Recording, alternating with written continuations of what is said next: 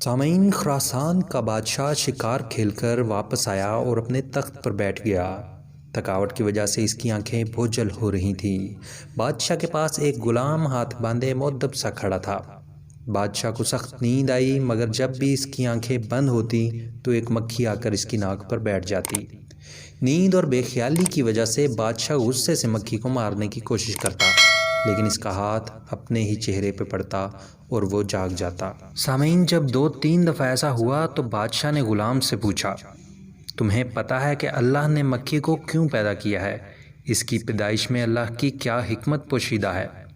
غلام نے بادشاہ کا یہ سوال سنا تو اس نے ایسا جواب دیا جو سنہری حروف میں لکھے جانے کے قابل ہے۔ غلام نے جواب دیا، بادشاہ سلامت، اللہ نے مکھی کو اس لیے پیدا کیا ہے کہ بادشاہوں اور سلطانوں کو یہ احساس ہوتا رہے کہ وہ خود کو کہیں خدا نہ سمجھ بیٹھیں، کیونکہ وہ خود سے ایک مکھی کو بھی قابو نہیں کر سکتے۔